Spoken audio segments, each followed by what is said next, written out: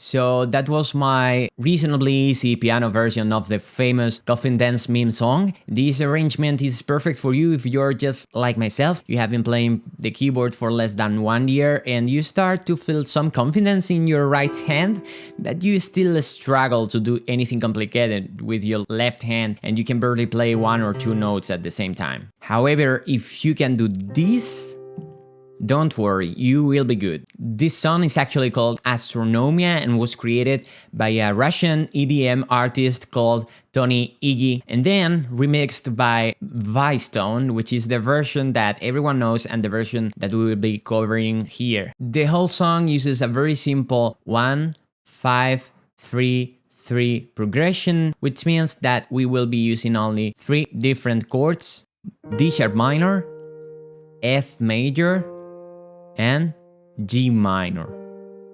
So first of all, get familiar with those chords. They have some black keys on them. I know they can be intimidating if you're a total beginner, so if you are at that point, don't worry. They will become your friends if you practice and practice. One thing that helps me a lot when practicing a specific sequence of chords is making them an arpeggio over multiple octaves in the keyboard. It works more or less like this.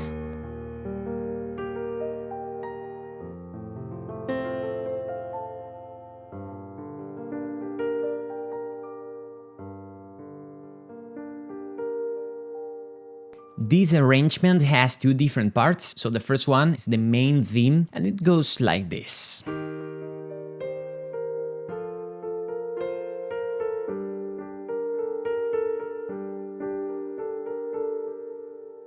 I think it has a bit of a Tetris flavor to it.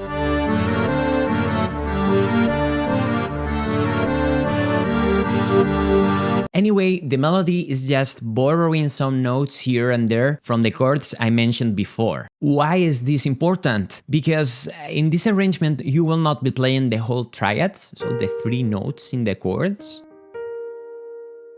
Instead, you will be using your finger 1 and 2, so your thumb and your index, to play only the first 2 notes in each chord, which the musicians, those whimsical creatures, like to call root and the third, root, third, and it goes on.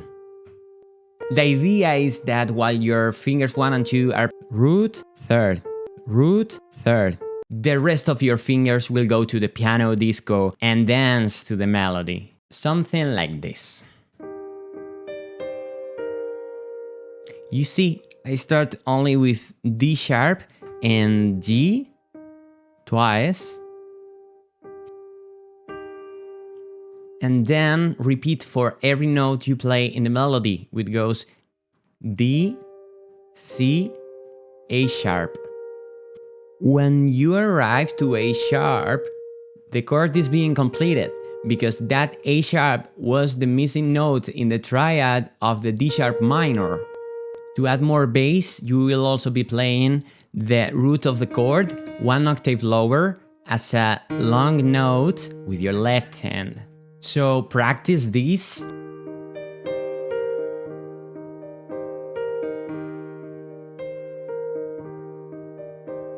And when you feel confident enough, just repeat the same technique with the next chord. In the case of F major, it will become actually easier because you will be repeating only the root, not the third this time.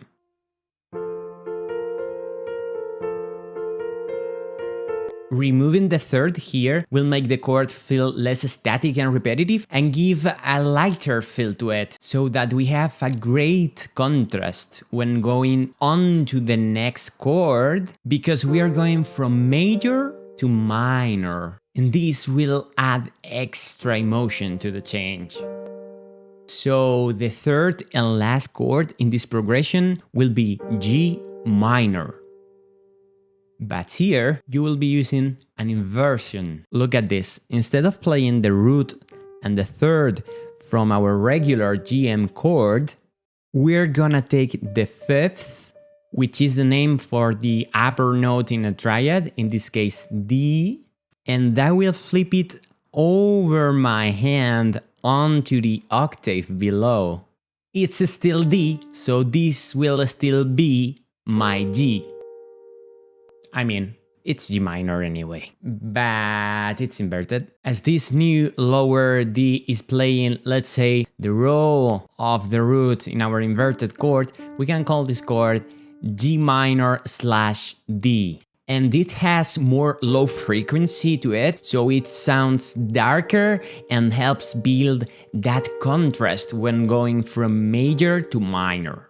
Enough music theory for now, back to the real world. You will be playing D and G, and again play the melody with the other fingers, which go back and forth between A sharp and A.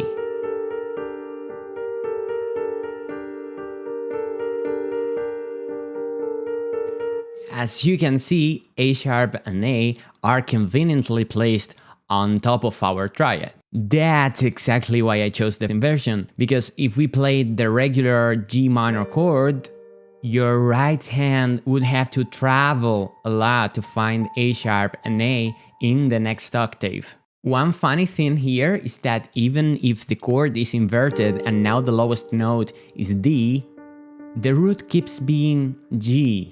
Because this is still G minor, so the root needs to be G.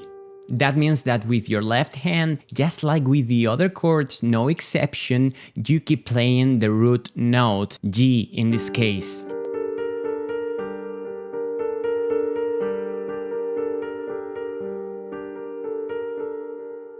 So this is how it's looking so far.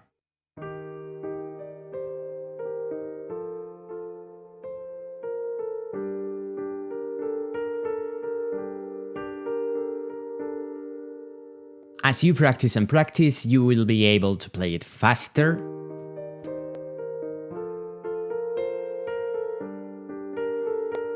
and also stronger and with more excitement and dynamics.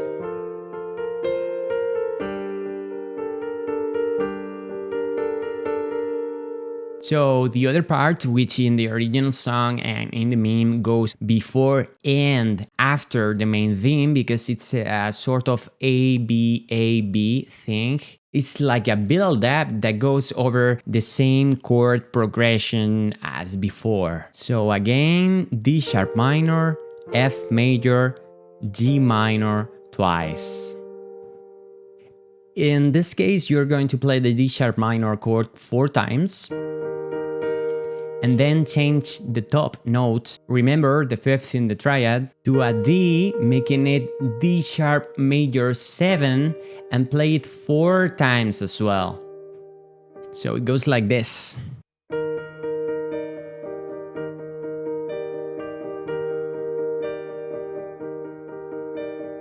Next, the F major chord goes exactly the same. Play it 4 times. And then, instead of C, make it an F. And we are left with this chord that is still an F major because we are just replicating the root 1 octave higher. So we got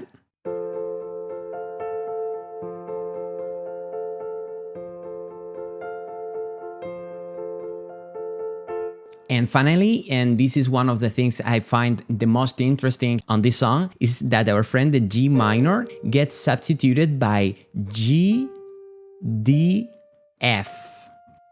I think that this is G7 major suspended, but this chord gets actually played only once because it immediately moves the top note again, this time to G. So G, D, G, which is G major suspended without the 7.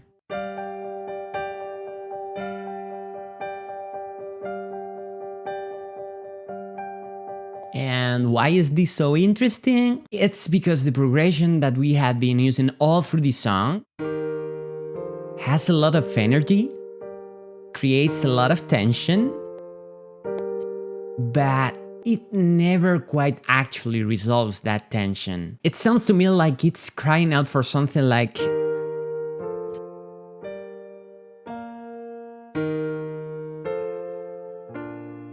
That's it. A sharp major. Like, for example, I'm your biggest fan, I follow you until you love me, Papa, paparazzi. A sharp major. And maybe something newer?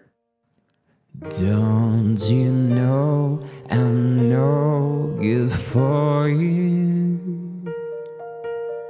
Again, A sharp major. But that's exactly what the G7 major chord is doing here. Because it's introducing the D and the F from the A sharp major chord that it's sort of missing. However, this G7 major suspended chord being suspended doesn't actually resolve the tension perfectly either. So what we're doing is passing quickly from the G major 7 suspended to the G major suspended without the 7. Which, for reasons, to be honest, I don't understand, makes the progression explode and collapse back into the first chord. So this is what we get.